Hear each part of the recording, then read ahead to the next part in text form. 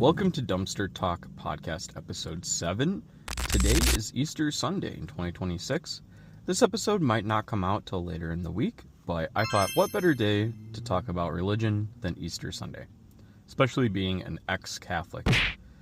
So, what is my religion then? Well, I'm actually agnostic now. And I thought long and hard about, how to talk about this, how to make a little podcast about it, especially within 10 minutes.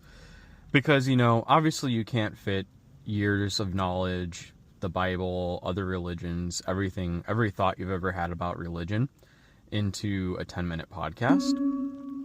So I thought, maybe this could be part 1, and then I'll do a part 2, part 3, how many ever parts it takes to explain myself. So just let it be noted, this is part 1. Also, please save your judgment until you've seen all the parts. I'll kind of have some kind of conclusion episode along with links to resources so you can check and verify things yourself and think about it and everything like that. Also, just to preface, I am not an expert in religion or religious texts or anything like that. I'm pretty much just a dude who grew up Catholic and kind of fell out of the church and became agnostic. So I'm just talking about my journey and my experiences and my reasons that I'm agnostic. Also, just let it be known that I am not trying to offend anyone or anyone's beliefs or, I'm surrounded by people who have different beliefs than me as well, and I get along with them just fine. So in episode 6, I had talked about good versus evil. So if you haven't seen that, I would check that out. And this is kind of just a continuation of that episode, I guess. Talking about, how does it start when you start deconstructing from the Catholic Church? How do I feel about all kinds of religion? How do I feel about heaven and hell? Which, kind of fits with the good and evil theme and all of that. So, okay, so enough blabbing. Where do you start, right? Because religion's a sensitive, touchy topic. So let me just start with my past. So I grew up Catholic, going to CCD, which is like church school, essentially. And my parents, were divorced when I was very young. So it was really just with my mother that I went to church and things like that. And even then we were kind of flaky, every other Sunday kind of church people. My dad is more of a once a year kind of church person, so we never really talked that much. So really, religion started with my parents kind of, just putting their own views of religion onto me. As with most religious people, that's kind of how it starts, right? And I think that this episode, episode 7, part 1, will just be talking about why I feel that's not a good thing. And then maybe we'll get more into, the deeper reasons for my views of being agnostic and some good resources and better reasons as to why I think you should be agnostic. Not that I like to push my beliefs onto others, but it's just, obviously, I think it's the best route to go. But, so to stay on topic, most people, when they're first born, learn their family's religion, right? From birth, you're either baptized, or as soon as you can speak and talk and learn and go to school, you start learning about God. Let me explain why I think it's a bad thing to teach, someone that young religion. Because the reality is, we all know that when you're that young, you haven't fully developed thoughts, had experiences, you're not able to think, you're learning, right? You're supposed to be learning from your parents about the world, and then also taking experiences from the world and building your worldview based on that. So that's the first argument I'll hear from religious people, is that, oh, well, I'm teaching them good moral values, and I need to start teaching them young so that when they're older, they won't, be susceptible to sin and evil and all these horrible things. And I can completely understand where people are coming from with that.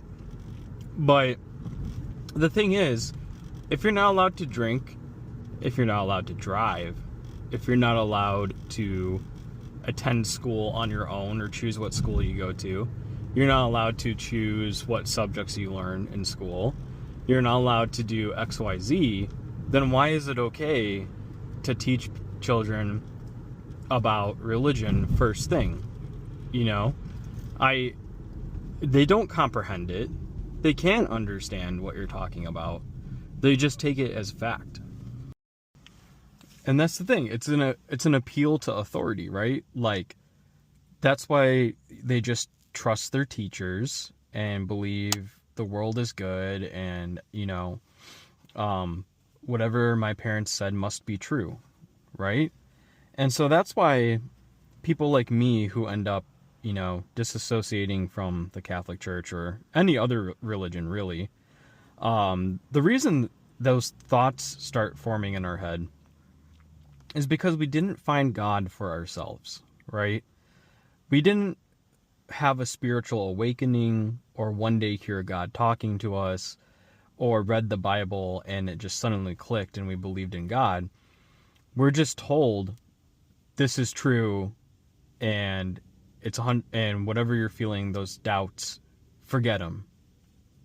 And so to people who think logically and, gifted youth who, are somewhat smart and explore things on their own and everything, especially angsty youth, right? They won't take that. They will not just be told, this is true, that's it, right?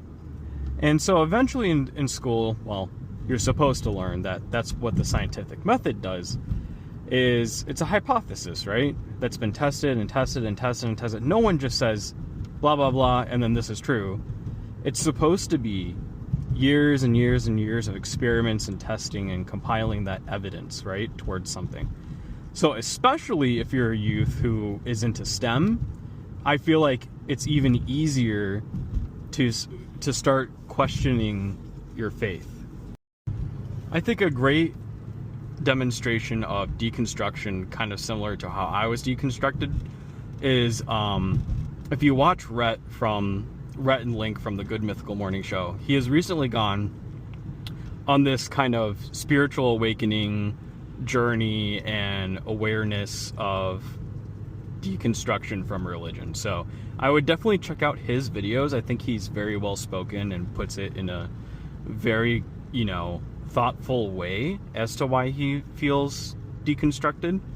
Because he was a hardcore religious person. I forget what denomination of Christianity it was exactly, but he used to be a hardcore believer in everything about the church, the Christian church, and he also was like a youth minister and everything else. So, if you don't believe me, check out his stuff because it's really cool.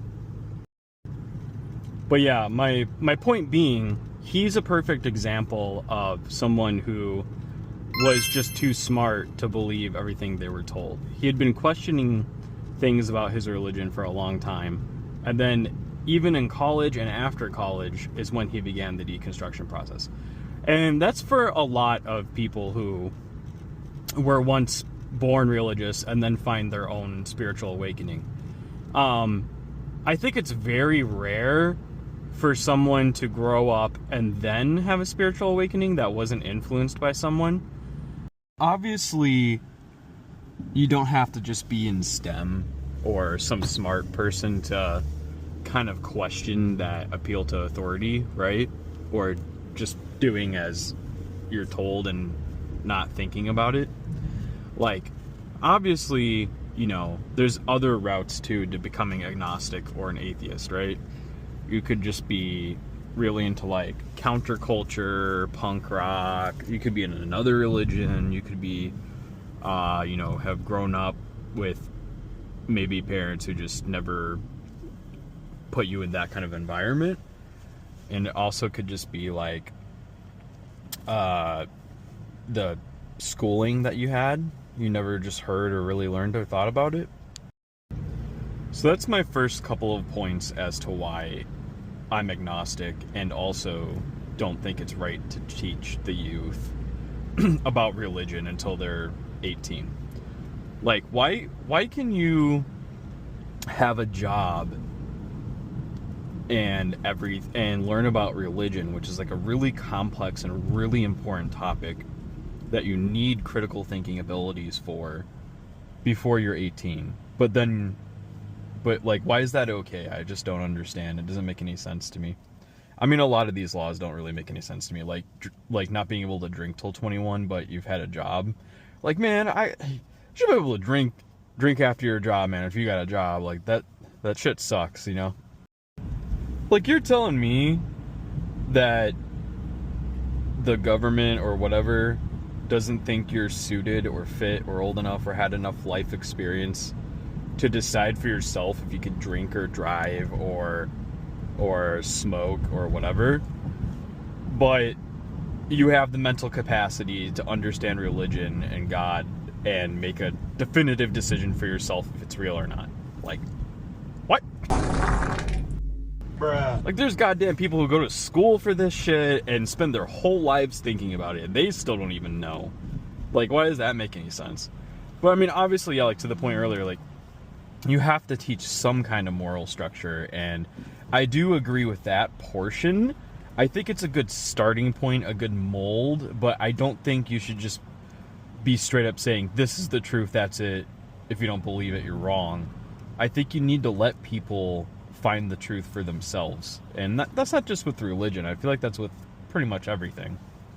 And that's another thing, too, is like, I don't know if this is considered confirmation bias or whatever you call it. I don't know. I'm not a psychologist, but like, if you're always surrounded by people, like not even as a youth, like even as an adult, if you're always surrounded by people who believe in the same thing as you and to say the same things and are in the same community, all around you, all you see is, yes, this is true, yes, this is true, yes, this is true, then of course you're going to think it's true. You don't know any better. And I think that's why a lot of people who are majorly religious, very hardcore religious people, have never explored the world or big cities and things like that, and B, have never dived into other cultures, understood other religions, understood other people's points of views. I think they're very closed-minded people because of that. So yeah, I think part of the problem really is just that people don't explore and learn and understand, and I mean, especially in America, we're not very familiar with other cultures as much as you might think we are. Or at least in the areas I grew up, people pretty much just weren't really into learning global things and things about other countries and stuff like that. And so that's part of what made me become agnostic, really, was going to college, listening to all these podcasts and different people talk about different ideas and concepts. You know, kind of like the marketplace of ideas thing people throw around and stuff like that, right? And I really don't know how anyone with 2 brain cells who explores this still clings to their ideology they were given at birth.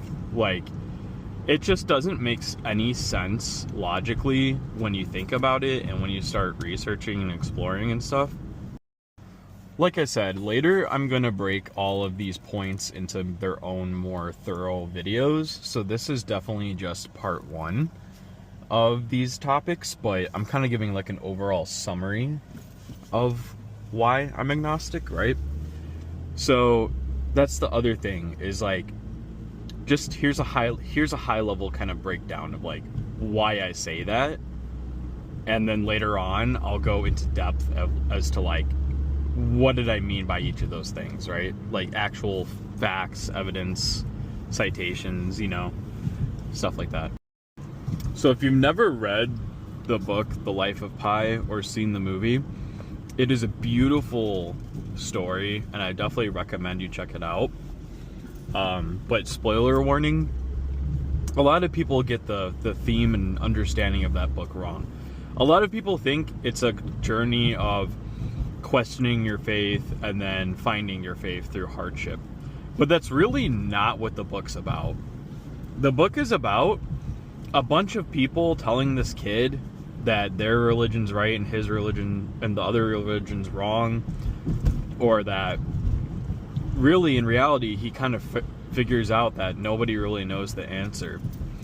And so he does go on this long perilous journey and faces hardships and tries to understand human nature, and eventually he realizes that there is a yearning for God, and that some of us need it to get through things and some of us don't, right? And so that's kind of like more of what the book is actually trying to say. And basically the beginning of that book is exactly how my deconstruction started, but just in a more modern sense. So in the book, he's essentially talking to multiple rabbis, priests, holy men of different faiths and religions, right? Muslim, Catholic, Christian, whatever. And each of them are pretty much more or less saying the same thing and same morals, and he's just really confused. He doesn't know what to think, and like he asks them like why can't I just love God? Like, why does it have to be, why is there so many choices, right? And I definitely think my version of that was a little Gen Z.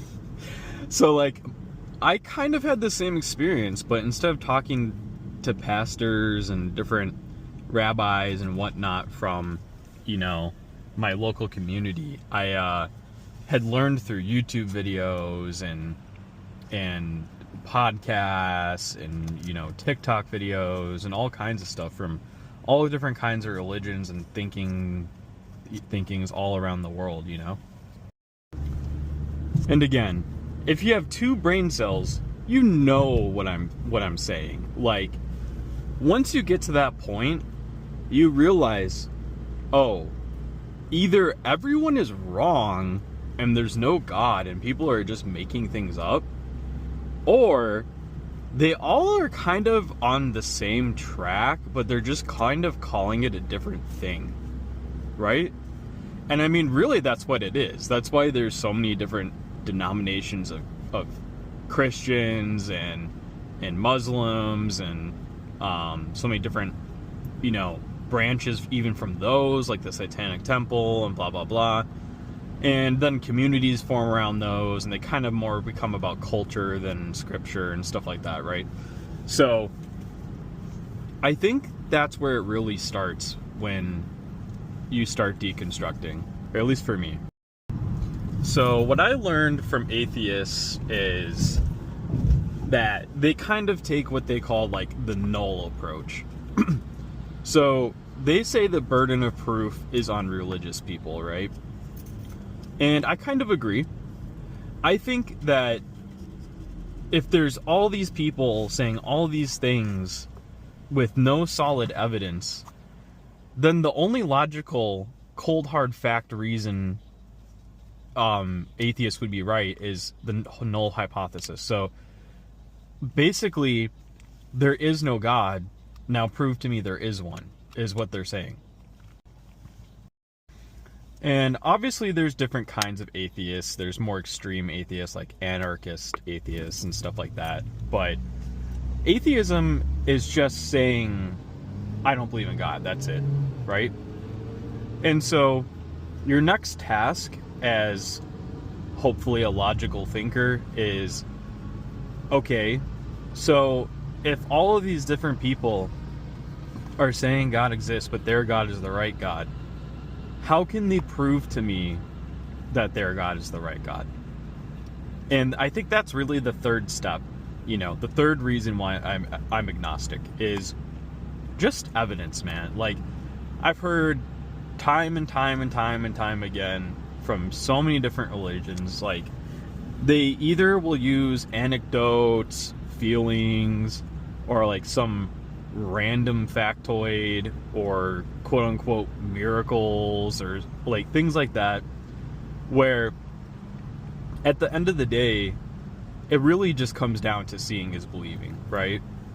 Like, the majority of spirituality is not something you can record or write on a piece of paper, you know? And that's the same reason ghosts is really, really hard to prove too, which is another great episode that I'm hoping to do maybe tomorrow. And that's why atheists just win by default. And a lot of religious people can't accept that. Most atheists aren't saying religion is the only way to do things science is the only way to do things and science is always right. They're saying, so far, science says y'all are kind of making stuff up. Or there's just no concrete evidence for any of the stuff you're saying. And that's true. There is none. There's nothing mystical, spiritual. You can't hold a piece of God. It's all faith-based. I'm like, sure, the people I've talked to, like especially Catholics, like they'll try to point to like a cloth that was analyzed by a biased study or some shit, or like they'll try to reference like, oh, the Bible's so complex, it has like 30 million bajillion references and stuff. It's like, yeah, bro, of course it's gonna have 30 million bajillion references. It's been made over like literally thousands of years. Like, you don't think somebody's gonna reference something or mix up, you know, parts of a story within 1,000 years? Like, have you ever seen a game of telephone? It's like literally just the world's biggest game of telephone, you know? And then people will use the argument like, oh, well then, how is it so accurate and able to like predict all this stuff and blah, blah, blah. It's like, dude, it's not. Like, that's why there's so many different versions of not only the Catholic Bible, but like other religions' accounts of those stories and things. You know, it doesn't all sync up. It just says, hey, this generally happened. Here's what we're saying really happened, you know? Like the flood or whatever. A lot of people went to that like, how can you deny the flood? So many years. It's like, it's the same argument with like ancient aliens, you know? Like, okay, sure. All across the world, people were making the same weird statues or the same patterns or whatever. You don't think that's just maybe human nature, you know? Like the same way we all have a nose and we all eat and we all speak language and we like, it's probably just a really common human nature kind of thing, you know? That's just what humans do. We build things, we smash things, we hallucinate things. It's human nature, man. So every single person I've ever argued with or heard a really intricate, smart debate about religion with, including that one I was talking about with Rhett and Link, almost always comes down to, yeah, I don't know, man. I just kind of believe it. I have faith in it. My faith is just stronger than facts. And you know what? That's okay. If that works for you, if you're able to accept that and move on with your life, like, that's great. You know, I'm not here to demonize religion. And like I said at the start, you know, just iterating again, like, there's a lot more that goes into this than just this conversation. So, you know, don't just take it as hate at face value. So yeah, that's like point number 3 or 4. Honestly, I forgot which one I'm on. I'll fix it in editing, but it's just that at the end of the day, it's all faith-based. And you know, the modern Gen Z thing is like vibes, right? These people are just going off vibes. They really are. And I just can't accept that. I can't, you know, base my whole moral and life understanding on just vibes. And like, nobody in the world has time to like go through religious text as a scholar and truly find out what historically happened in every single religion. It's not going to happen. So really all you can do at the end of the day is explore, understand, keep an open mind, you know, think for yourself what makes sense, what doesn't, when you're exploring a really heavy topic like religion, you know? And finally, my last point as to why I'm agnostic. You know, why am I agnostic and not atheist, right? Well, to be completely honest, it's kind of because of point 4. It's just the vibe I get, bro.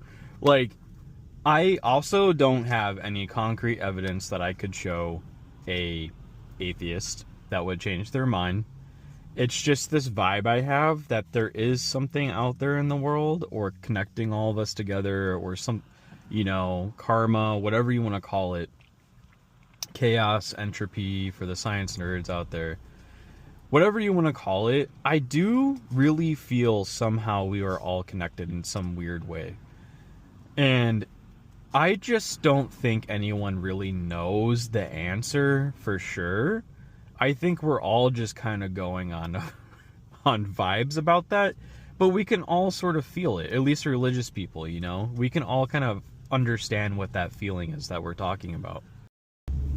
And so, like Catholics might call it the Holy Spirit, somebody else, might call it love, or like something like that. So if you're agnostic or religious, you know what I'm talking about. And I don't know, man. I've never heard a fully convincing argument that has led me to the conclusion that God for sure exists, and it's definitely this religion. And so that's why I'm agnostic. Basically because of those 5 things. And like I said, those 5 things have way more... It's going to take, multiple podcast episodes to explain all that. And like, this didn't happen for me in one day. This was like years and years and years and years in research and experience and talking to people, and so it's not like even if I could explain it in 5 minutes that someone could fully understand it that isn't already aware of all these concepts. So yeah, anyway, that's the end of episode 7 part 1. I'll go into maybe 4 or 5 parts or whatever for each of those points to explain myself further later. If you liked this, please subscribe, follow, like, share, whatever platform you find it on. And I'd really appreciate it if you check out episode 8. I actually released episode 8 before 7 because I just really wanted to take my time with episode 7 and make sure that I felt like I expressed myself well enough to people and they wouldn't be upset with me. So thank you so much for listening to this Dumpster Talk episode, and I hope you have a very great and holy, whatever you want to call it, Easter. Thank you so much for listening.